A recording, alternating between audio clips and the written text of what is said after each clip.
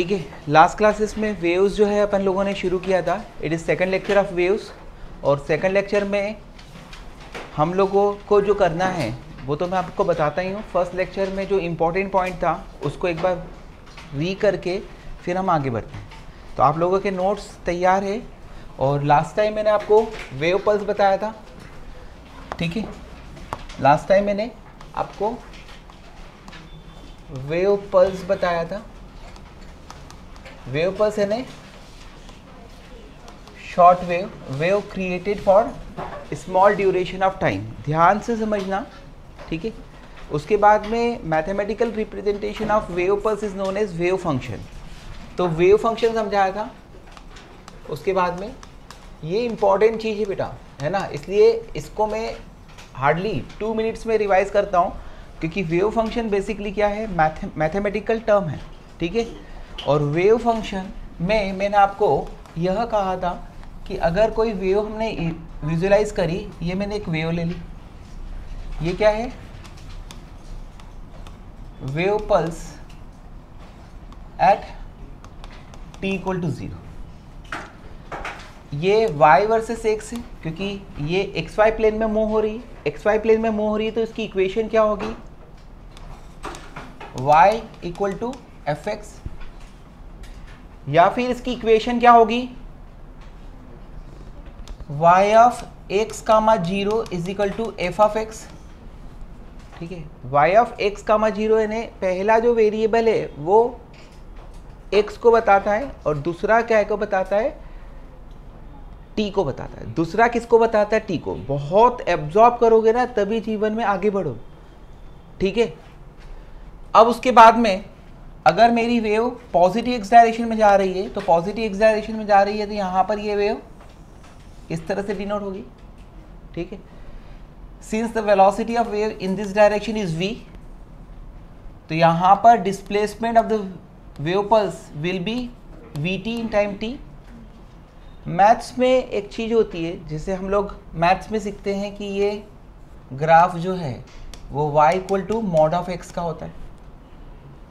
अगर मैं इसको इधर शिफ्ट करता हूँ बाय अल्फ़ा, तो ये वाले ग्राफ की इक्वेशन होती है y of x minus alpha. अगर मैं इसको टूवर्ड्स लेफ्ट शिफ्ट करता हूँ बाय अल्फ़ा, तो इसकी इक्वेशन होती है y of mod of x plus alpha. और अगर मैं इसको ऊपर शिफ्ट करता हूँ बाय बीटा, तो इसकी इक्वेशन होती है y of mod of x plus beta, है ना। तो कब f of x plus something होता है या कब f of x plus something होता है, दोनों में अंतर है। एक में x के साथ में ऐड किया जाता है और इसमें fx के साथ में ऐड किया जाता है। जब y डायरेक्शन में मूव होता है तो किसके साथ ऐड किया जाता है, fx के साथ। और जब x डायरेक्शन में मूव होता है तो किसके साथ में ऐड किया जाता है, सब्ट्रैक्ट किया जाता है, एक f ऑफ का x के साथ में।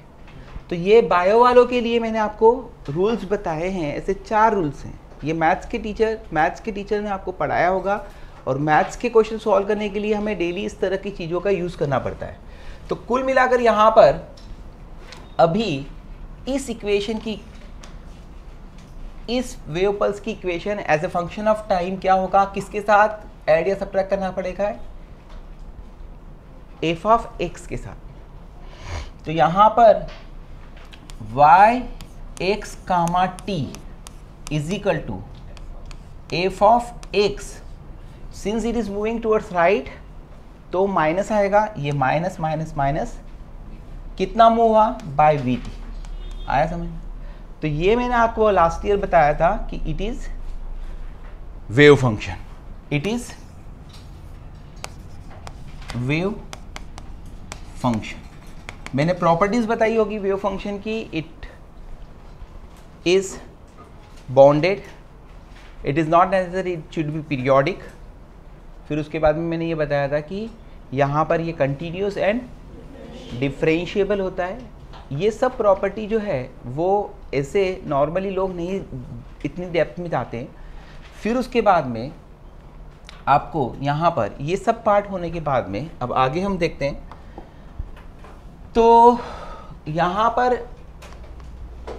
अगर मैं F of X plus minus V T लेता हूँ, है ना, ये क्या है, वाई एक्स कामा टी है, तो ये क्या है, वेव पल्स या वेव फंक्शन है। तो ये वेव फंक्शन से हमें क्या इंफॉर्मेशन मिलती है, y का मतलब क्या, displacement of the particle from mean position, x का मतलब क्या कि किस पार्टिकल का हम डिस्प्लेसमेंट देख रहे हैं। वापस से बताता हूँ, अभी थोड़ी देर पहले मैंने ये ग्राफ प्लॉट करा था और ये था हमारा ये, यानी कि ये t टाइम पर था। तो अगर मुझे ओरिजिन से x डिस्टेंस पर ये वाला पार्टिकल, ओरिजिन से x डिस्टेंस पर यही पार्टिकल है, एंड दैट x में भी वेरी है, ये भी हो सकता है, ये भी हो सकता है, ये भी हो सकता है। तो ओरिजिन से x डिस्टेंस पर y का मतलब क्या, ये, तो as x changes y changes. x अगर ये होगा तो y मैक्सिमम का, अगर x ये वाला होगा तो y क्या होगा, अपोजिट डायरेक्शन का मिनिमम होगा। आया समझ में, x ये होगा तो y क्या होगा, 0 होगा। तो यहाँ पर y क्या देता है, displacement from mean position, x क्या देता है कि किस पार्टिकल को हमें आइडेंटिफाई करता हूँ, t क्या होता है, किस टाइम पर हम उसको ऑब्जर्व कर रहे हैं। ठीक है, तो कुल मिलाकर यहाँ पर दो इंफॉर्मेशन जो कि निकलती है। अगर ये पॉजिटिव लिया जाता है, इसका मतलब क्या है, wave pulse is propagating along negative x direction. जागते रहो, और ये नेगेटिव क्या बताता है, along पॉजिटिव x डायरेक्शन। ठीक है, तो यहाँ पर f of x plus v t plus आ रहा है दोनों के बीच में, इसका मतलब कहाँ जा रहा है, positive, sorry negative X direction. अगर माइनस आ रहा है, इसका मतलब कहाँ जा रहा है, पॉजिटिव एक्स डायरेक्शन। ये एक टाइप ऑफ प्रॉब्लम होगी। दूसरा टाइप ऑफ प्रॉब्लम कि आपको यहाँ पर वेलोसिटी ऑफ वेव कैसे निकालना, इंपॉर्टेंट है। तो यहाँ पर velocity of wave pulse, okay, अगर मेरी F of A X plus B T ये है इक्वेशन ऑफ वेव पल्स, एक जनरल है, F of A X plus B T, ये क्या है, इक्वेशन ऑफ वेव पल्स है। अगर मुझे वेलोसिटी निकालना है तो दो तरीके बता रहा हूँ, दोनों को ध्यान से समझना। आप क्या लोगे, फंक्शन किसका है, ए एक्स प्लस बी टी का है, तो A X plus B T को लेंगे कांस्टेंट, आया समझ, और इसको हम डिफरेंशिएट कर देंगे with respect to T. Wave कहाँ प्रोपेगेट हो रही है, अलोंग, इसमें नेगेटिव एक्स डायरेक्शन में, व्हेनेवर बी इज पॉजिटिव। अगर बी नेगेटिव होगा तो पॉजिटिव एक्स डायरेक्शन। एनीवे, इसको डिफरेंशिएट कर देंगे विथ रेस्पेक्ट टू टी, तो ए एक्स का differentiation with respect to T क्या होगा, D x by D T, plus B T का डिफरेंशिएशन क्या होगा 1, कांस्टेंट का डिफरेंशिएशन 0, तो D x by D t is equal to क्या आएगा, minus b by d x by D t is, d x by D t is velocity of wave is equal to minus b by, तो वापिस से velocity of wave is equal to minus b by आ गया। Velocity of wave equal to, अब किसी बच्चे को इससे भी इजी चाहिए भैया होते, है ना, आया समझ में भिंगारे जी। आप बोलोगे नहीं सर हमको तो इतना नहीं समझता, तो इतना फिर रटने वाले बच्चे, है ना, तू नहीं है लेकिन रटने वाले बच्चे, आपको क्या दिख रहा है, ए एक्स प्लस बी टी, आपको ये दिख रहा है। अब ए एक्स प्लस बी टी दिख रहा है ना, तो तुम्हें किसको कॉन्सेंट्रेट करना है, बी को। बी को क्या बोलेंगे, कोएफिशिएंट ऑफ टी। बी को क्या बोलेंगे, अरे बोलो, coefficient of T divided by ये क्या है, कोएफिशिएंट ऑफ एक्स, इससे इजी कुछ नहीं। ये क्या देता है फिर, नहीं तो मालूम पड़ रहा है coefficient of B upon coefficient of T upon coefficient of X पता पड़ गया, लेकिन क्या है ये क्वेश्चन ही नहीं पता पड़ रहा। तो वेलोसिटी ऑफ वेव, किसकी वेव, वेलोसिटी ऑफ वेव, आगे समझ में, ये ध्यान रखना। एक चीज़ और, अब मैं यहाँ पे आपको कुछ एग्जांपल्स देता हूँ जो कि वेव को डिनोट करती है। तो यहाँ पर वेव फंक्शन कौन से होंगे और कौन से नहीं होंगे ये आपको आइडेंटिफाई करना है। होंगे तो टिक कर देना, नहीं होंगे तो क्रॉस कर देना। कंसेप्ट क्या है, F of A X plus minus B T, F of X plus minus V T, ये फंक्शंस क्या होते हैं, वेव फंक्शन होते हैं। तो कुल मिलाकर यहाँ पर 2x माइनस 3t का स्क्वायर, कुल मिलाकर यहाँ पर alpha X plus beta T का होल क्यूब, कुल मिलाकर यहाँ पर log of 4x plus 5t plus 6 to the base e, कुल मिलाकर यहाँ पर e टू द पावर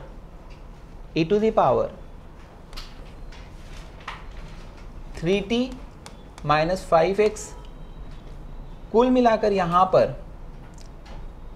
यहाँ पर root X plus root T, कुल मिलाकर आगे X square plus V square T square, है ना, कुल मिलाकर sign of 4x plus 6t। ये अब इसमें देखिए, अगर मैं ये बताता हूं कि yes it is wave function, हो गया काम। दूसरा, what will be the velocity, हो गया दूसरा काम, बस बात खत्म। और तीसरा, ये किस डायरेक्शन में जा रहा है, ये वेव फंक्शन है क्योंकि ये F of X plus minus V T के फॉर्म में है, इसका होल स्क्वायर है। ऑल्दो इसका डोमेन जो होगा वो आर होगा, माइनस इन्फिनिटी से प्लस इन्फिनिटी तक, तो ये बाउंडेड नहीं होगा, लेकिन इसको एक लिमिटेड उसमें ले लेते हैं तो बाउंडेड हो जाता है। फिर इसकी कहाँ पे जा रहा है, पॉजिटिव एक्स डायरेक्शन में। फिर इसकी वेलोसिटी माइनस ऑफ, इसकी वेलोसिटी क्या होगी, माइनस ऑफ टी का कोएफिशिएंट, टी का कोएफिशिएंट क्या है, चिल्लाकर बोलो, -3, साइन के साथ बोला करो, अपॉन 2, माइनस माइनस प्लस आ जाता है, इसका मतलब कहाँ जा रहा है, पॉजिटिव एक्स डायरेक्शन। समझ गए, ये डेफिनेटली होगा। अब बाकी का काम नहीं कर रहा हूँ कि नेगेटिव एक्स डायरेक्शन में जा रहा है और उसकी velocity minus beta by alpha हो गया, कर तो दिया मैंने लेकिन डायल आ गया।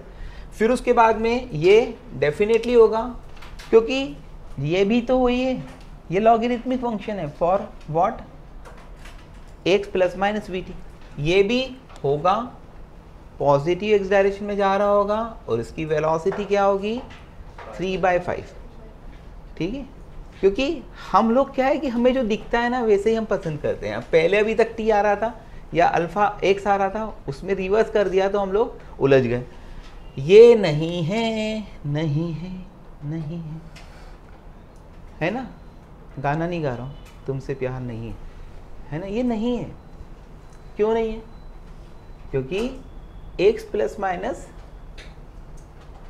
वी टी के फॉर्म में नहीं, रूट एक्स उसका फंक्शन है, तो ये नहीं है, ये भी नहीं है, ये वेव फंक्शन नहीं है और ये है। समझ गए, तो इसमें दो टाइप की प्रॉब्लम जो है वो मैंने आपको यहाँ पर बताई है, किस डायरेक्शन में जा रहा है ना। हमारे नीट के बच्चों को ऐसे क्वेश्चंस का साक्षात्कार होता है एग्ज़ाम में।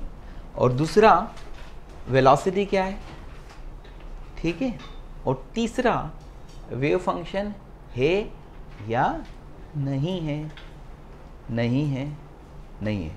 ठीक, अब एक आध क्वेश्चन जो है और डिस्कस कर लेता हूँ मैं आपसे, है ना। ये क्वेश्चन कॉमन क्वेश्चन है ये भी, और जो भी कंसेप्ट आपने अपने दिमाग में एक्यूमुलेटेड करा है उस पर बेस्ड है ना, इंपॉर्टेंट क्वेश्चंस में से है ना। यानी कि इस क्वेश्चन को भूलिएगा मत, इससे बहुत कुछ सीखने को मिलता है।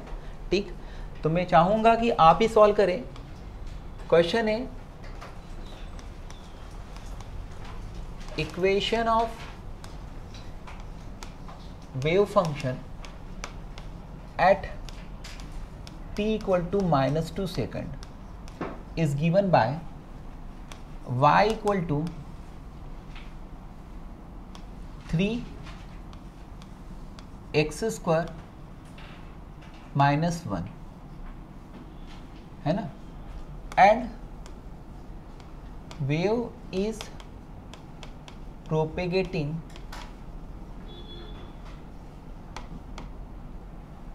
along,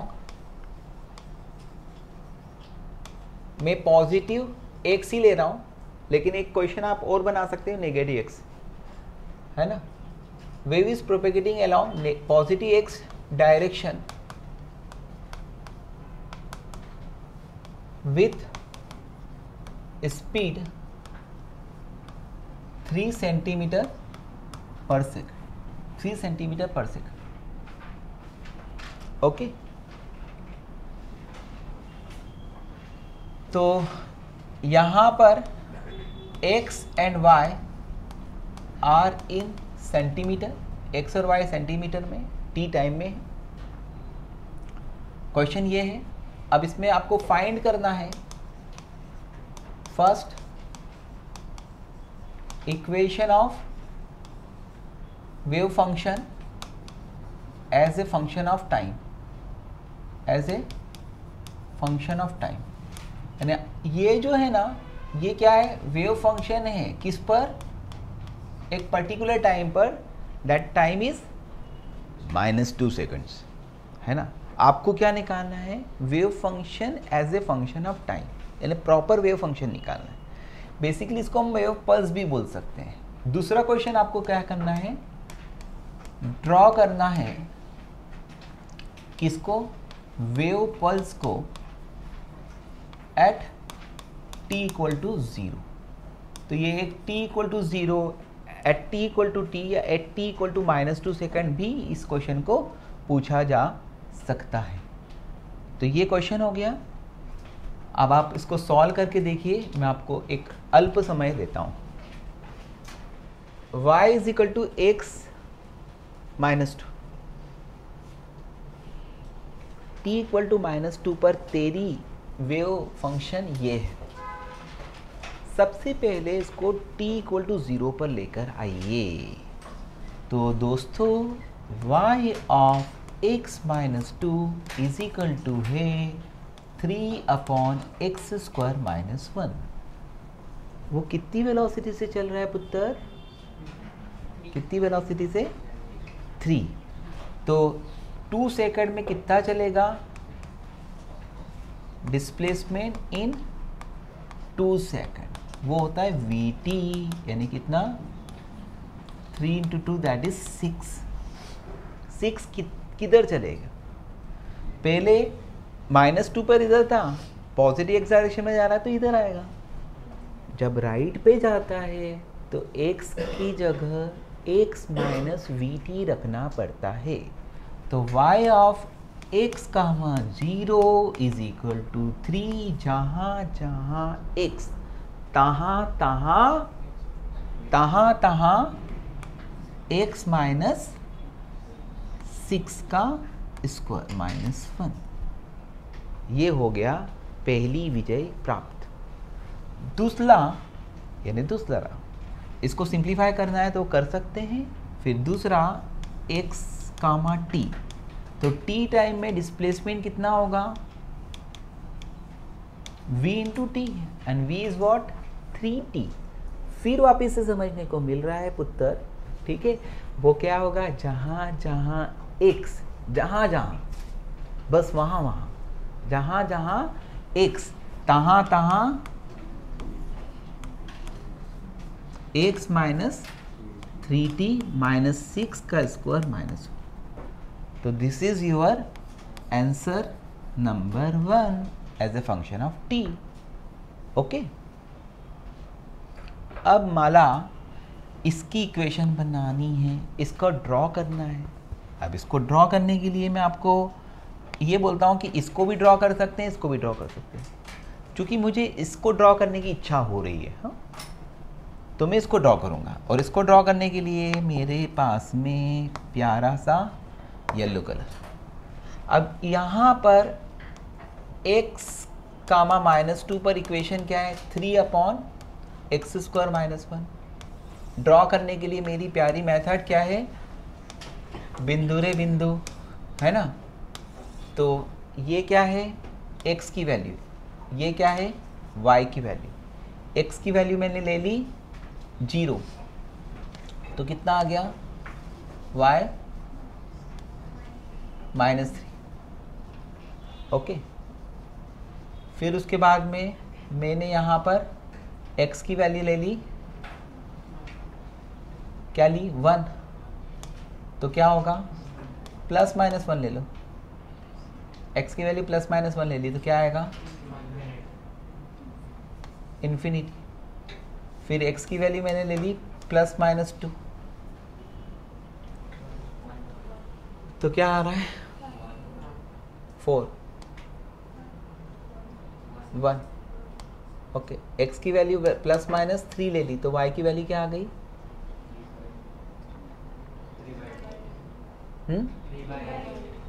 3/8। इस तरह से x की वैल्यू जितनी ज़्यादा होती जाएगी y की वैल्यू क्या होगी, y की वैल्यू क्या होगी, उतनी ही कम होती जाएगी। y की वैल्यू क्या होगी, टेंडिंग टू 0। कब, x की वैल्यू जितनी ज़्यादा होती जाएगी। आया क्या समझ में। अब इसका ग्राफ प्लॉट करते हैं। तो ग्राफ प्लॉट करने के लिए मैं यहाँ पर ये लिया मैं, ओके। अब इसमें x की वैल्यू -1 +1, x की वैल्यू 2 -2, x की वैल्यू 3 -3, है ना। इस पर मैं अगर ग्राफ प्लॉट करता हूँ, ठीक है, तो मुझे क्या क्या मिलता है, ठीक। तो कुल मिलाकर अगर मैं यहाँ पे ग्राफ प्लॉट करता हूँ ना बेटा, तो x की वैल्यू ± इन्फिनिटी पर y क्या है, टेंडिंग टू 0, ओके। और y की वैल्यू 2 पर कितनी है, ये ±2 पर कितनी है, ये 1। मेरे ख्याल से y की मैक्सिमम वैल्यू कितनी होगी बेटा, मैक्सिमम वैल्यू y की ये जा रही है,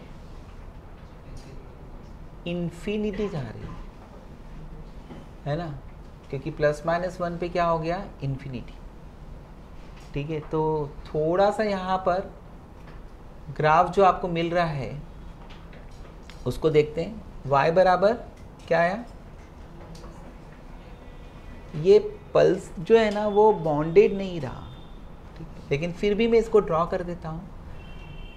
y +-1 पर, x +-1 पर y क्या है, टेंडिंग टू इन्फिनिटी, यानी कि यहाँ पर ये एसिम्पटोस जा रहा है ना।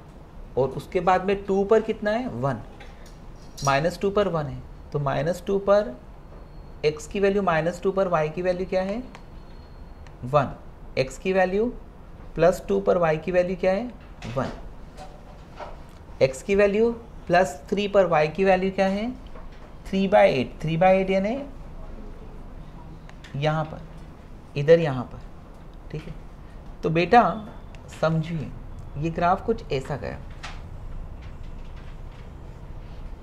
इधर ऐसा गया,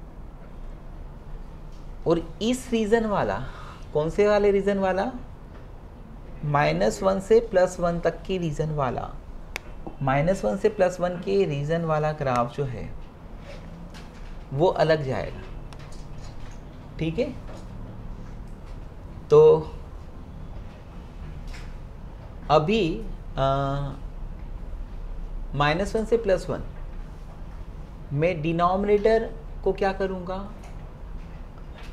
अलग अलग वैल्यू रखूँगा। 0 पर कितना आ रहा है, y की वैल्यू -3, ये y की वैल्यू -3, x इक्वल टू 0 पर। ओके, अब उसके बाद में जैसे जैसे मैं x की वैल्यू -1 से -1 रखूँ या +1 रखूँ, दोनों के बीच में ये ग्राफ सिमेट्रिक होगा। और जैसे जैसे मैं x की वैल्यू को क्या करता हूँ,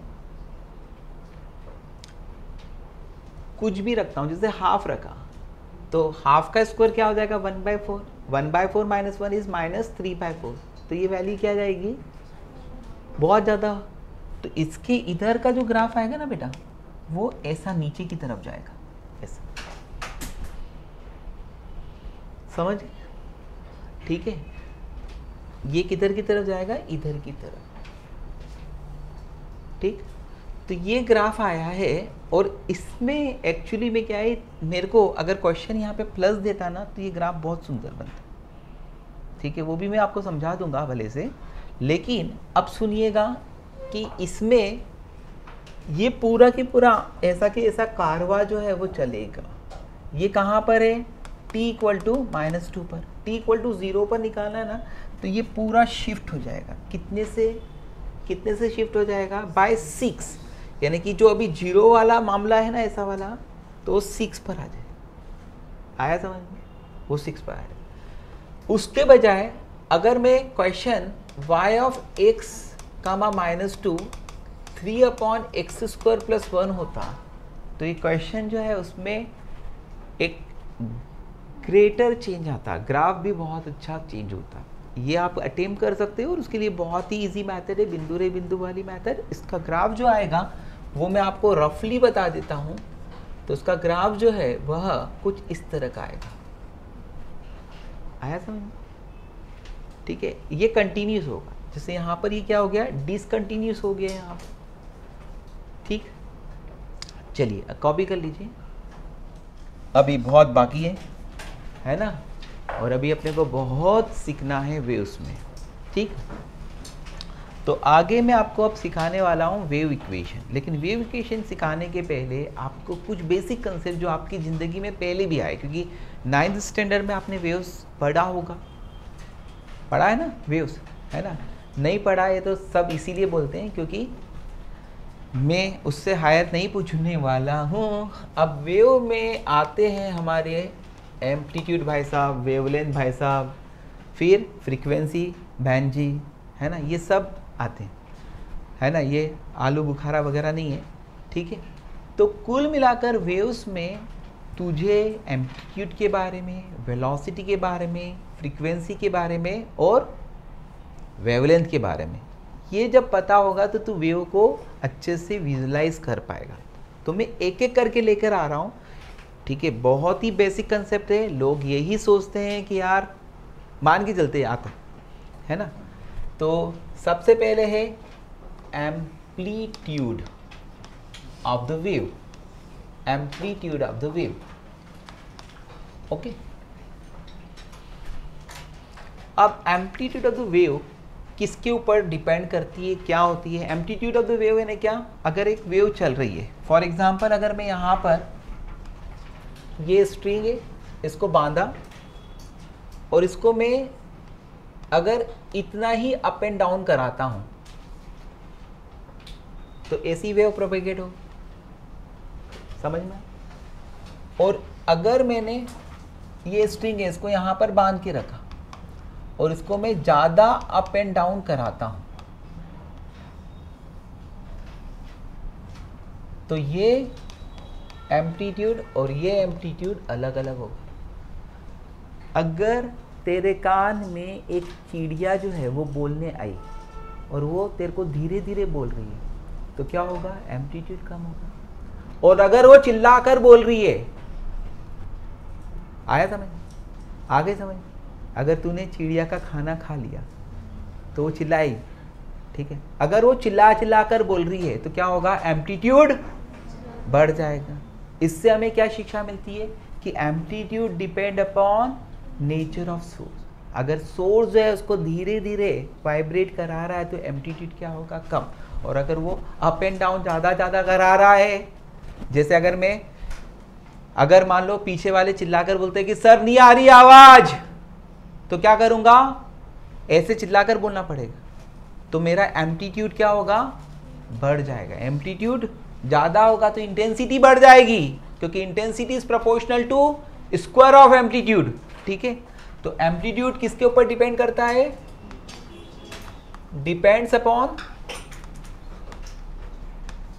nature of source, nature of source पे डिपेंड करता है। ठीक, पहली बात। दूसरी बात, तेरे को अलग एम्पलीट्यूड का साउंड सुनाई दे रहा है, पीछे वाली स्वरा को अलग साउंड सुनाई दे रहा है। क्यों? क्योंकि एम्पलीट्यूड जैसे जैसे वेव दूर जाती है वैसे वैसे रिड्यूस होता है। तो it also depends upon distance of particle from source. Okay, अगर डिसिपेटिव फोर्सेस होंगे ना तो ये वेव का एम्पलीट्यूड आगे प्रोपेगेट होने पर क्या होगा, कम होता जाए। ठीक है, फिर एम्पलीट्यूड में changes due to reflection and refraction. यानी अगर वेव का रिफ्लेक्शन या रिफ्रैक्शन होता है, ठीक है, वेव रिफ्लेक्ट होती है या रिफ्रैक्ट होती है तो एम्पलीट्यूड चेंज हो सकता है, मोस्टली चेंज होता है। सिर्फ टोटल इंटरनल रिफ्लेक्शन के टाइम एम्पलीट्यूड अनचेंज रहता है, इसीलिए में लग गया, समझे? तो ये हुआ एम्पलीट्यूड का मतलब कि amplitude is what, the maximum displacement of the particle from mean position अगर वेव प्रोपेगेट हो रही है। क्योंकि वेव का मतलब क्या है, collection of systematic particles which are in SHM. तो ये सारे पार्टिकल्स काय में है, एसएचएम में है, और इसमें सभी पार्टिकल्स का एम्पलीट्यूड ऑफ वाइब्रेशन ए कहलाता है। समझ में आ गया? करेक्ट। फिर उसके बाद में दूसरा आता है, यानी दूसरा आता है, ये इंफॉर्मेशन है ना, नॉर्मली एजम्पशन ये रहता है लोगों का कि ये बच्चों ने सीख लिया है, ठीक, लेकिन उसके मेन पॉइंट मैं आपको लिखा रहा हूँ क्योंकि ऑब्जेक्टिव में इनमें से कोई क्वेश्चन बनेगा तो आप मुझे याद करोगे। सेकंड आता है तेरा wavelength. Amplitude is given bye A, wavelength is given by lambda. ठीक है मित्र, अगर वेवलेंथ की बात करते हैं तो दो क्लोजेस्ट पार्टिकल्स जो कि सेम फेज में होते हैं उनके बीच की डिस्टेंस, उनके बीच की मिनिमम डिस्टेंस क्या कहलाती है, वेवलेंथ। अगर एक पार्टिकल ये है, ये मीन पोजीशन पर, ये भी मीन पोजीशन पर, ये भी मीन पोजीशन पर, ये भी मीन पोजीशन, तो इन दोनों पार्टिकल के बीच की distance is not wavelength because both are in not same phase. ये दोनों पार्टिकल्स के बीच की डिस्टेंस होती है लैम्डा। अगर एक वेव प्रोपेगेट हो रही है, दिस इज ए वेव, ये वेव प्रोपेगेट हो रही है, इसमें ये एक पार्टिकल है, ये दूसरा पार्टिकल है, ये तीसरा पार्टिकल, तो इन दोनों के बीच की डिस्टेंस इज नॉट वेवलेंथ। क्यों? क्योंकि दो successive particles which are in same phase, तो एक ये वाला पार्टिकल और एक ये वाला पार्टिकल दोनों सेम फेज में है, तो इन दोनों के बीच की डिस्टेंस क्या कहलाएगी, वेवलेंथ। ये हुई डेफिनेशन। ठीक है, दूसरा कि वेवलेंथ किसके ऊपर डिपेंड करती है। ठीक है, वेवलेंथ किसके ऊपर डिपेंड करती है, तो वेवलेंथ डिपेंड करती है, डिपेंड्स अपॉन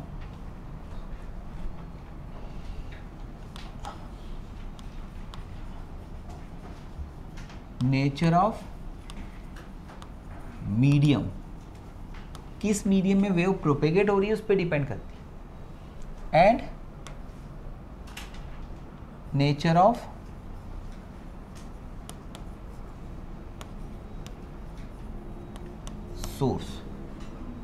सोर्स पे डिपेंड करती है और मीडियम पे डिपेंड करती है। समझ में आया? ये इट में change due to reflection and refraction. Reflection और रिफ्रैक्शन में ये चेंज हो जाता है। आया समझ में? तीसरा आता है आपका फ्रीक्वेंसी।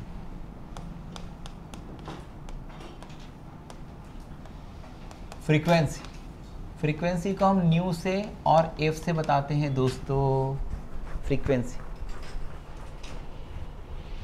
ठीक है, फ्रीक्वेंसी अगर मान लीजिएगा कि मेरे यहाँ के 2 शेर है ना, चलो अगर मान लीजिएगा एक है अपना सुमित, ठीक है, और दूसरा है मनस्वी, ठीक।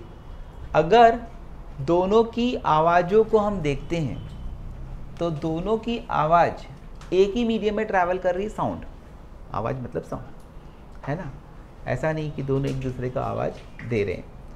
तो वो जो फ्रीक्वेंसी होगी वो दोनों की अलग अलग होगी, है ना। लेकिन दोनों की वेलोसिटी क्या होगी? सेम होगी। क्यों?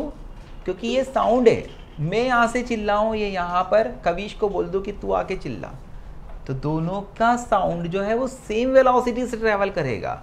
लेकिन फ्रीक्वेंसी किसकी ज़्यादा होगी? बॉयज़ की, सॉरी गर्ल्स की, है ना। कभी कभी वो क्या है, ये लोग भी आगे हो जाते हैं इसलिए, ठीक। तो गर्ल्स की फ्रीक्वेंसी क्या होगी? ज़्यादा। फ्रीक्वेंसी ज़्यादा यानी क्या? पिच ज़्यादा। और पिच ज़्यादा यानी आवाज़ क्या होती है? तीक्ष्ण। तीक्ष्ण का मतलब क्या है? दैट पेनिट्रेट, वो क्या सिर को पेनिट्रेट करती। आया समझ में? जैसे मॉस्किटोज़ की आवाज़ क्या है? एकदम कान के पास में आता है, तो वो क्या करता है? उसका पीच ज़्यादा होता है ना, वो इरिटेट या पेनिट्रेट करता है ना। गर्ल्स की आवाज़ तो सुरीली भी लगती है ना। और बॉयज़ की आवाज़ की फ्रीक्वेंसी क्या होती है? कम, लेकिन लाउडनेस क्या होती है? ज़्यादा। यानी बॉयज़ लाइक लायन, लाउडनेस ज़्यादा, और गर्ल्स लाइक मॉस्किटोस, ठीक है, आवाज़ में। हाँ, नहीं तो आप देखो अभी 10th के रिज़ल्ट आ गए, 12th के रिज़ल्ट आ गए, हर जगह टॉप में गर्ल्स ही है ना।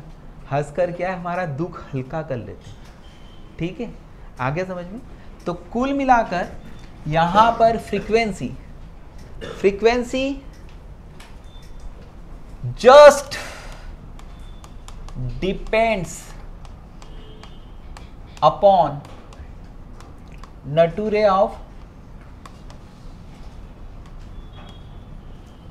source। ये सिर्फ किसके ऊपर डिपेंड करता है? नेचर ऑफ सोर्स पे, है ना। एक बार मेरे आवाज की जो फ्रीक्वेंसी हो गई वो फिर बदलेगी नहीं, है ना। मैं सोर्स हूँ तो मेरी फ्रीक्वेंसी क्या होगी? हाँ, मैं अगर अपना आवाज़ जो है बदलता रहता हूँ, क्योंकि उससे क्या होता है, जब हमें आवाज़ बदलना पड़ता है ना, तो हमें गले में कुछ अपने आप एडजस्टमेंट होता है, ठीक है। और उसके कारण हमारा वोकल कॉर्ड जो है ना, उसका जो पाइप है उसकी लेंथ में थोड़ा सा एक्सपेंशन कॉन्ट्रैक्शन होता है, इससे हम आवाज़ बदल लेते हैं, है ना। नहीं तो हर कोई अमिताभ बच्चन बन जाता है ना आजकल, क्यों साहस। तो कुल मिलाकर just depend upon nature of source, ठीक। सोर्स के अलावा जब एक बार वेव प्रोपेगेट हुई तो वो आगे अलग अलग पाथ्स पे जाती है, उसका रिफ्लेक्शन होता है और रिफ्रैक्शन होता है। या तो किसी नए मीडियम में जाती है या वापस से टकरा कर लौट के आती है।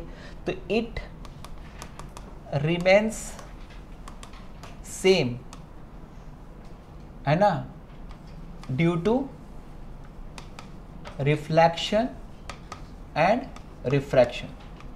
मतलब ये है कि रिफ्लेक्शन और रिफ्रैक्शन में फ्रीक्वेंसी कभी बदलेगी नहीं बेटा, बहुत इंपॉर्टेंट है ना। किसी भी वेव की फ्रीक्वेंसी अनचेंज रहती है ना, अगर वो सफ़र करती रिफ्लेक्शन या रिफ्रैक्शन, कुछ भी ध्यान रखना, बहुत इंपॉर्टेंट है।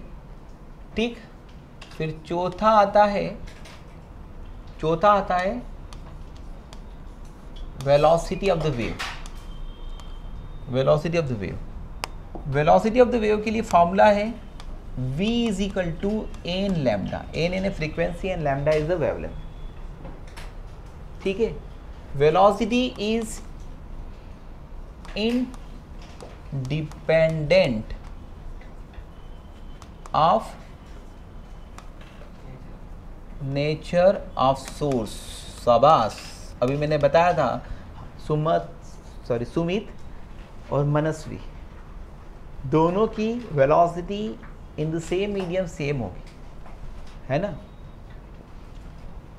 Velocity just depends upon nature of medium।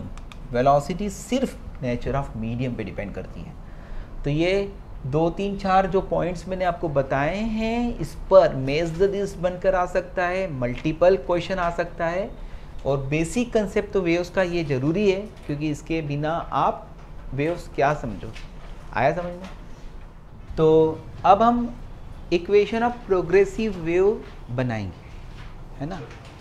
लेकिन उसके पहले एक छोटा सा कंसेप्ट जो है उसको भी मैं बता देता हूँ, है ना। और वो कंसेप्ट है प्यारे बच्चों, उसका नाम है, आप अभी वैकेशन शुरू होने वाली है ना, काय से जाओगे? अब अगला पार्ट है वेव ट्रेन। वेव ट्रेन, है ना, वो एक अलग ट्रेन होता है ना, जो मैं तुमको कर रहा हूँ, ठीक है। लेकिन वेव ट्रेन, आपने वेव पल्स सीखा। वेव पल्स का मतलब क्या? Short wave, the wave created for short duration of time. लेकिन अगर एक लड़का एक स्प्रिंग को पकड़कर continuously up and down up and down up and down up and down move कराएगा, तो वो वेव क्या होगी? कंटिन्यूस चलेगी, है ना। तो उसको हम क्या बोलेंगे? Wave train. तो वेव ट्रेन का मतलब होता है सीरीज ऑफ वेव पल्स। ये लेकिन और एक चीज से बताते हैं वेव ट्रेन को, और वो बोलते हैं फोटोग्राफ ऑफ वेव। फोटोग्राफ का मतलब क्या? स्थिर करना। किसको? किसी को, है ना। जैसे अभी मैंने श्वेता को देखा, तो श्वेता है ना ये ऐसे ऐसे कर रही है, लेकिन मैं इसको फिक्स कर दूं स्टैचू, तो क्या होगा? वो होगा अब स्थिर श्वेता, मतलब उसका फोटोग्राफ हो जाएगा, फिर तेरे को हिलना नहीं डुलना नहीं, ठीक है। तो उसको हम बोलते हैं वेव ट्रेन। तो वेव ट्रेन आपको जब हम बनाते हैं ना डायग्राम, तो ये वेव ट्रेन होती है। ये क्या है? t इक्वल टू टी पर फोटोग्राफ ऑफ वेव, इसको बोलेंगे वेव ट्रेन। समझ में है? और ये कब मिलता है? जब series of wave pulse produce होता है, ठीक है। अगर ये y है, ये x है ना, इसमें टाइम नहीं है। अगर मैं ये बोलता हूँ कि ये v वेलोसिटी से इधर जा रहा है, तो डेफिनेटली आगे t टाइम पर कहीं और होगा। आज यहाँ है, कल यहाँ है। तुम्हारी ट्रेन एक जगह स्थिर नहीं रहती, वो आगे चलती। लेकिन जब हम उसको देखते हैं तो हम उसका फोटोग्राफ बना लेते हैं, तो उसको बोलते हैं वेव ट्रेन। आ गया समझ में? तो वेव ट्रेन में 2 वेरिएबल है, कौन? x और y। अच्छा, अगर ये साइन कर्व है तो इसकी इक्वेशन क्या होगी? Let its amplitude is what बेटा? a। तो इसकी इक्वेशन होगी y equal to a sine यहां से यहां तक की डिस्टेंस है लैम्डा, तो आ जाएगा 2 pi by lambda into x. बस, क्योंकि ये तो फोटोग्राफ है ना, it is independent of T. तो शायद अगर आपको समझ में आया हो कि इसका पीरियड कितना है लैम्डा, तो 2 pi by lambda into x, इस तरह से इक्वेशन ऑफ वेव बनती है, ये ध्यान रखो। तो ये वेव ट्रेन की इक्वेशन हुई, ठीक है। उसके बाद में मैं हाउ टू, अब ये अगला वाला पार्ट जो है ना बहुत ही इंपॉर्टेंट है, और वो है इक्वेशन ऑफ प्रोग्रेसिव वेव कैसे बनाते हैं। अभी ये वेव नहीं बनी, इसमें क्या मिसिंग है बेटा, टाइम मिसिंग है, क्योंकि ये तो जस्ट फोटोग्राफ, समझे। तो उसको मैं बताता हूँ। तो नेक्स्ट अब मुझे यहाँ पे क्या सिखाना है, वेव इक्वेशन। बहुत इंपॉर्टेंट कंसेप्ट है, ध्यान से समझना।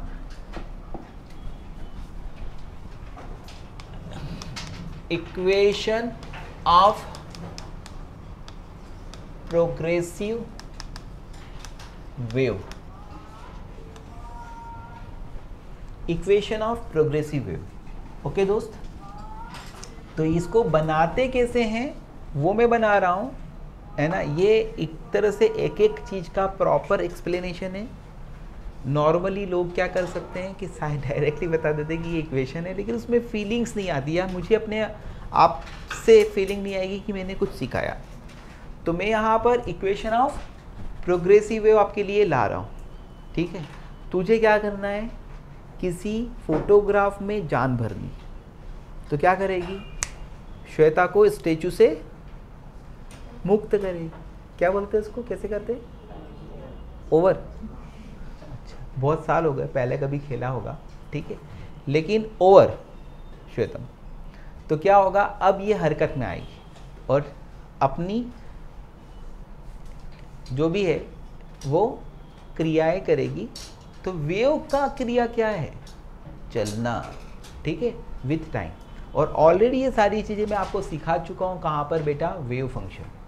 तो हार्डली 5 मिनट का कंसेप्ट है, बहुत अच्छे से समझो। मुझे क्या करना है, भूल गई होगी, मुझे क्या बताना है, इक्वेशन ऑफ वेव, ठीक है। तो लेट अस कंसीडर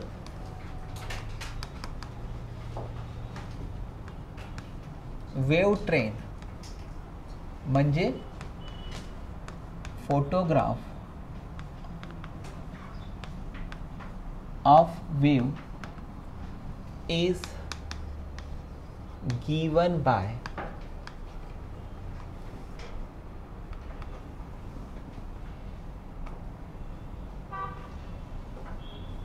ये क्या है बेटा, y है, ये क्या है, x है, इसका एम्पलीट्यूड a है, और सपोज इस पॉइंट और इस पॉइंट के बीच की डिस्टेंस क्या है, लैम्डा, दिस इज लैम्डा। तो wave train is given by y equal to amplitude हो गया a, साइन की जगह साइन 2 पाई, इसका पीरियड कितना है लैम्डा, तो 2 pi by lambda into x, क्योंकि ये y वर्सेस x का ग्राफ। तो ये हुआ बिफोर स्टेचू।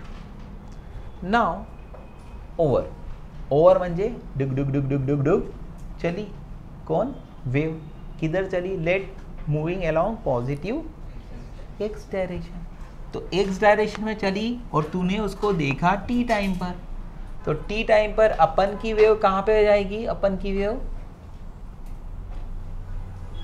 ये होगी। कितना चली, ओवर हुए कितना टाइम हुआ, t, तो t टाइम हुआ, तो यहाँ पे कितना चली, vt। तो general equation of wave at t equal to t, ये काय से बता रहे हैं हम लोग, येलो से। वेव ट्रेन काय से बता रहे थे, वाइट से। तो यहाँ पे general equation of the wave क्या होगा, y of x comma t, बहुत रिपीट हो रहा है, जहाँ जहाँ x तहाँ तहाँ x माइनस वी टी। तो ये आएगा प्यारे बच्चों a sine 2 pi by lambda, ऐसा कैसे ही x जहाँ वहाँ आ गया x माइनस वी टी।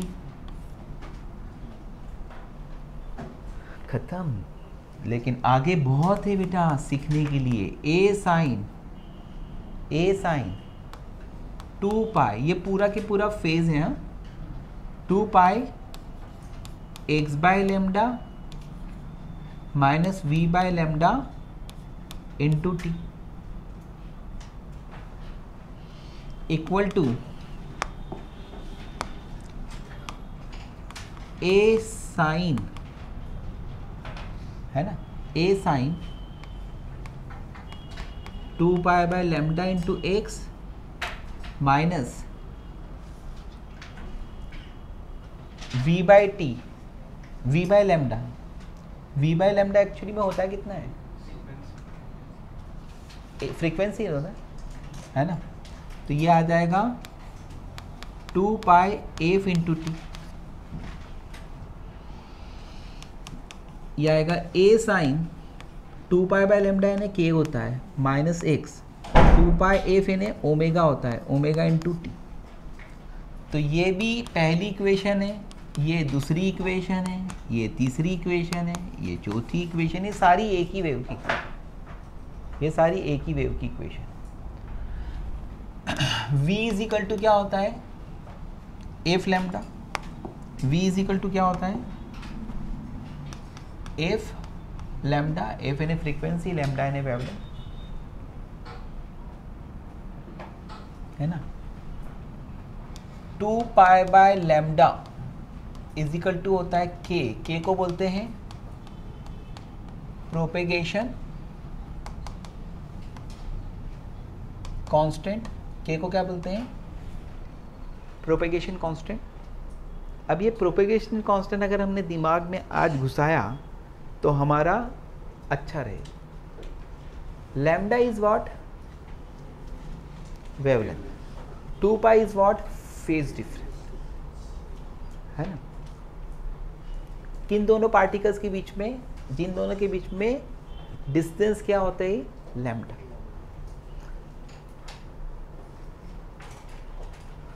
आया समझ में।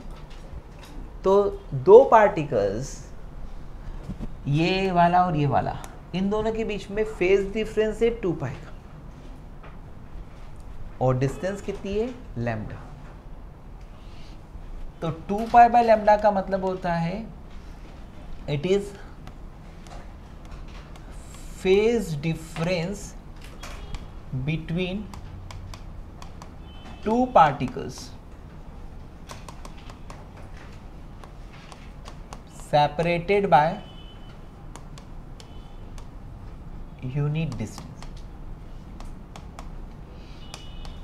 लैम्डा डिस्टेंस के लिए फेज डिफरेंस है 2 पाई, तो 1 डिस्टेंस के लिए फेज डिफरेंस क्या होगा, 2 पाई बाय लैम्डा। आया समझ में। तो 2 पाई बाय लैम्डा यानी प्रोपेगेशन कांस्टेंट का मतलब होता है it is the phase difference between 2 particles separated by unit distance. इसके अलावा k के लिए और मैं बता देता हूँ, अगर तुम चाहो तो 2 पाई बाय टी कर दो, लैम्डा बाय टी कर दो, 2 pi bye T, 2 pi bye T यानी 2 पाई एफ एक तरह से, तो वो क्या होगा, ओमेगा। लैम्डा बाय टी यानी क्या होगा, वी। तो इसके लिए एक और फार्मूला क्या होता है, ओमेगा बाय वी। इसको भी क्या कहते हैं, k, propagation constant, omega by v. ओमेगा यानी फ्रीक्वेंसी, समझे। तो ये अभी मैंने how to find wave equation बताया, इससे बहुत सारी इंफॉर्मेशन और सीखना है। आप 2 मिनट में कॉपी करो, हम शुरू करते हैं। तो इक्वेशन ऑफ वेव आपने बताई कि y equal to a sine what, kx minus omega t. अब आती है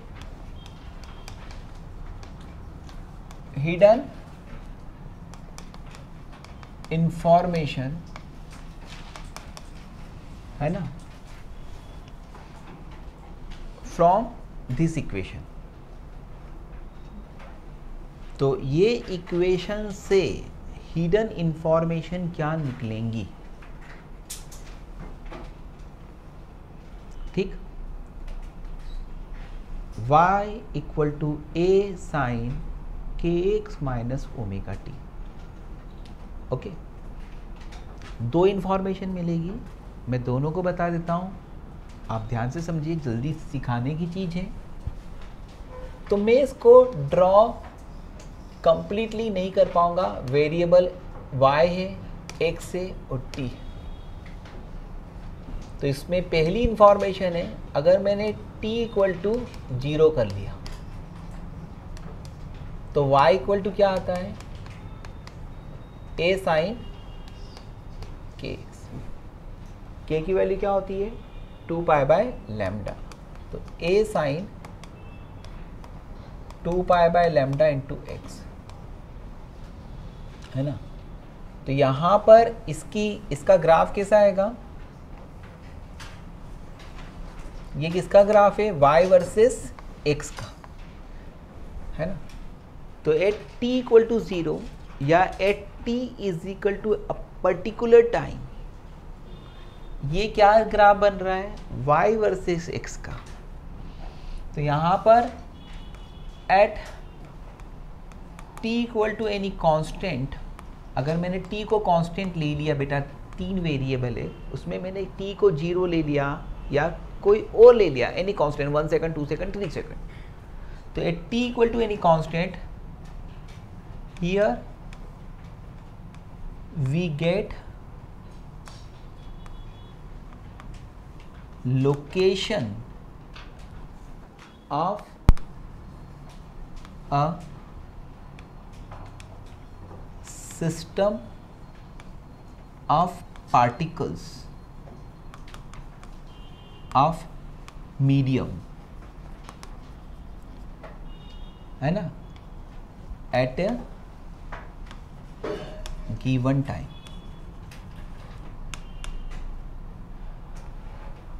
मेरे को t equal to any constant पर यहाँ पर मीडियम में सारे पार्टिकल्स का लोकेशन पता पड़ता है, सारे पार्टिकल्स का location, system of all particles of the medium at a given time. अगर अपने को पता करना है तो हम t को क्या कर देते हैं, कांस्टेंट। ये पहली इंफॉर्मेशन मिली, ठीक है। यानी यहाँ पर t इक्वल टू 0 पर यहाँ से 1 मीटर की डिस्टेंस पर, 1 मीटर की डिस्टेंस पर जो पार्टिकल होगा उसका y ये होगा, 2 यूनिट की डिस्टेंस पर जो पार्टिकल होगा उसका y ये होगा, यानी कि उसका y प्लस होगा, इसका y माइनस होगा, है ना। आगे समझ में, and that y is ranging in between -a to +a। समझ गए, तो कुछ समझ में आ रहा है। तो अलग अलग लोकेशन पे जो पार्टिकल्स है उनका डिस्प्लेसमेंट मिलता है, कहाँ से, मेन पोजीशन से। दूसरी हिडन इंफॉर्मेशन क्या मिलती है कि एट x इक्वल टू मैंने कुछ कांस्टेंट ले लिया, x कांस्टेंट ले लिया, यानी कि एक गिवन पार्टिकल के बारे में अपने को पता पड़ता है। For example let x equal to 0, अगर x इक्वल टू 0 ले लिया मैंने तो क्या होगा, y इक्वल टू क्या होगा बेटा, 0 कामा t होगा, और वो क्या होगा, a sine minus omega t. Sine of minus theta minus sine theta होता है, तो माइनस साइन ओमेगा टी। तो यहाँ पर ये अपने को क्या देगा, in between y versus t का ग्राफ होगा, और उसका ग्राफ क्या होगा, minus a sine omega T, यानी कि यहाँ पर ये minus a sine omega T का ग्राफ ऐसा आएगा। तो ये क्या दे रहा है, अगर मैं x को कांस्टेंट रखता हूँ, यानी कि मुझे जैसे x इक्वल टू 0 रखा, तो यहाँ का जो पार्टिकल है उसकी अलग अलग लोकेशन मिलेगी अलग अलग टाइम पर। भाई यहाँ वाला जो पार्टिकल है वो क्या कर रहा है, वो SHM कर रहा है विद एम्पलीट्यूड a। तो सिर्फ इस पर्टिकुलर पार्टिकल की at different passage of time हमें क्या मिलेगा, लोकेशन मिलेगा। तो यहाँ पर अगर मैंने x को कांस्टेंट रखा तो इट गिव्स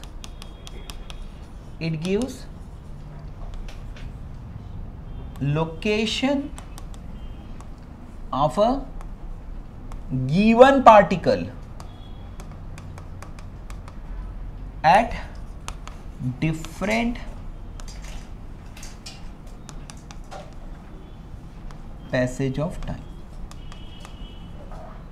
तो ये जो इंफॉर्मेशन यहाँ से हिडन मिलती है इस इक्वेशन में, वापस से रिपीट करता हूँ 1 मिनट में, कि अगर मैंने t को कांस्टेंट रखा तो it gives location of all particle of medium at a given time, and ये x को 0 रखा तो it gives location of A given particle at different time. एक पार्टिकल अलग अलग समय कहाँ कहाँ होगा वो आपको ऐसा मिलता है। ठीक, इसको कॉपी कर लीजिए और एक 2-3 मिनट का इंफॉर्मेशन और है, फिर आज का काम खत्म। तो आपको मैंने इक्वेशन ऑफ प्रोग्रेसिव वेव बता दिया, y equal to a sine kx minus omega t. मैंने आपको उससे 2 हिडन इंफॉर्मेशन जो आपके दिमाग में अटैक करना चाहिए वो बता दी। अब लास्ट चीज़ है ना, वो चीज़ जो है वो मैंने पढ़ाते पढ़ाते जो है ना वो समझी। ठीक है, क्योंकि जब पढ़ाना शुरू किया था तो हम है ना इसके बीट्स, स्टेशनरी वेव, ये क्या होते हैं, वेव्स से जो आउटपुट निकलते हैं ना वो है कि वेव्स को सुपर इम्पोज कराएंगे तो बीट्स हो सकता है, स्टेशनरी वेव प्रोड्यूस हो सकती है।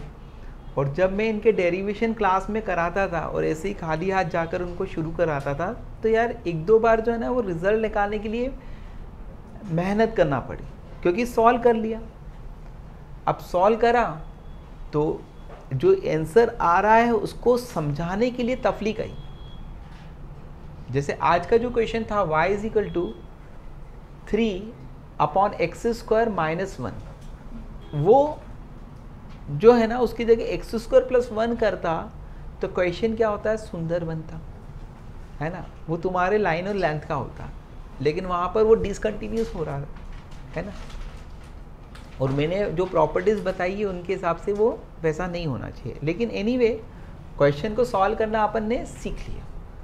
अभी यहाँ पर जब हमारे पास में 2 चांसेस होते हैं, क्योंकि हम किसी चीज़ को देखते हैं लेकिन ध्यान से नहीं देखते, है ना। क्यों? क्योंकि मुझे पता है ये इंसान हमेशा मास में रहेगा, इसको देखने से क्या फ़ायदा है कि नहीं। देखना है तो आदित्य को देखो, ठीक है, आगे समझ। तो y इक्वल टू क्या है, a sine kx minus omega t, और y इक्वल टू क्या है, a sine omega t minus kx। ये दोनों इक्वेशन में क्या तो भी फर्क पड़ना है, कुछ नहीं, है ना। अगर मैंने बीट्स को डिराइव करना शुरू करा और मैंने ये वाली इक्वेशंस लेके सॉल्व कर दिया तो मेरे को समझाने में तफलीक आई। अगर मेरे को स्टेशनरी वेव समझाना है और मैंने शुरुआत में जो 2 वेव्स की सुपरपोजिशन करके इसको ले लिया तो मुझे फाइनल आंसर निकलेगा, लेकिन उसको इंटरप्रेट करने के लिए मुझे तकलीफ आएगी। तो पहले साल जब मैंने पढ़ाना शुरू करा तो ऐसे ही हुआ, तो फिर उसमें मैंने बोला यार ये मेहनत क्यों करना पड़ रही है। तो अलग अलग ऑथर्स की बुक देखी तो वहाँ पर समझ में आया कि ये ऑथर्स भी जो है वो जैसी मैं गलती कर रहा हूँ ना वैसी गलती कर रहे हैं। लेकिन ये इक्वेशन में एम्पलीट्यूड क्या है, ए, इसमें एम्पलीट्यूड क्या है, ए, इसमें प्रोपेगेशन कांस्टेंट क्या है, के, इसमें भी प्रोपेगेशन कांस्टेंट क्या है, के, इसकी भी फ्रीक्वेंसी ओमेगा, इसकी भी फ्रीक्वेंसी ओमेगा, AK47 बनने वाली, इसकी वेलोसिटी v, देखो AK47 वेलोसिटी इसकी भी v। अबे सब सेम है तो क्या अलग है, रिजल्ट्स भी सेम आना चाहिए। लेकिन अगर मैं y equal to a sine, है ना, ओमेगा टी माइनस kx जो है ना, इसमें से माइनस साइन बाहर निकालता हूं तो ये क्या हो जाएगा, kx माइनस ओमेगा टी आ जाएगा। फिर मैं क्या करता हूं, इसको a sine kx minus omega t plus pi करता हूं। अब मैं दोनों वेव्स के बीच में क्या निकालता हूं, फेज डिफरेंस निकालता हूं। तो दोनों वेव्स के बीच में फेज डिफरेंस कितने का, पाई का। शुरू में फेज डिफरेंस निकाल देगा ना तो कुछ हो रहेगा। हाँ ठीक है, समझा? फेज डिफरेंस निकालने के लिए मैंने ऐसे करा। आपको पता है ना sine of minus theta is equal to minus sine theta. तो पहले मैंने इसको उसके फॉर्म में लिखा, फिर मैं इस माइनस को अंदर ले गया। Sine of pi plus theta is equal to क्या होता है? Minus sine theta. समझे? तो इन दोनों के बीच में फेज डिफरेंस क्या है? पाई। तो वंस अगेन ये दोनों वेव एक ही इक्वेशन को डिनोट करते, लेकिन दोनों के बीच में फेज डिफरेंस कितना है? पाई। तो फिर फर्क क्या है? ये दोनों एक ही वेव की इक्वेशन को डिनोट करती है, लेकिन दोनों के बीच में फेज डिफरेंस कितना है? पाई का है। दोनों में कब कौन सी सिलेक्ट करना है? It is matter of choice.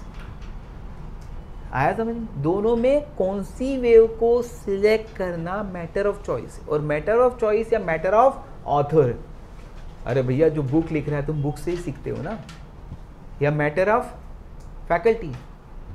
लेकिन जो समझदार फैकल्टी होगा वो इस वेव को कब लेगा? इट इज सिलेक्टेड या फिर preferred.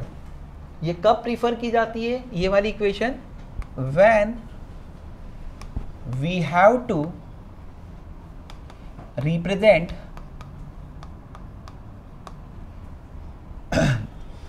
we have to represent all particles of medium at a particular time। जब मुझे मीडियम के सारे पार्टिकल्स को रिप्रेजेंट करना है किसी गिवन टाइम में, तो मैं इसको प्रीफर करूँगा, क्योंकि बाद वाले को कांस्टेंट ले लोगे टी को। और ये वाली वेव कब प्रीफर करूँगा? ये प्रीफर कब करेंगे? Prefer when we have to represent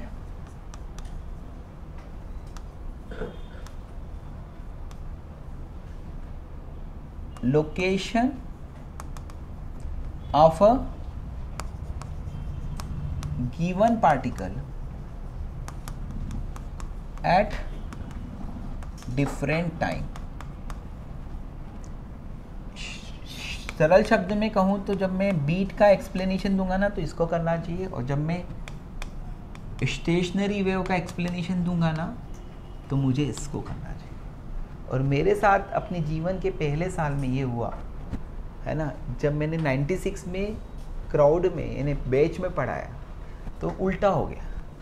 अब थोड़ा सा ऐसा लग रहा था कि यार ये क्यों हो रहा है, क्योंकि जब मैंने किसी चीज़ को सीखा था तो मुझे सारे इजी और रिजल्ट आए, लेकिन यहाँ पर उसका रिजल्ट समझाने के लिए मुझे मेहनत करना पड़ी।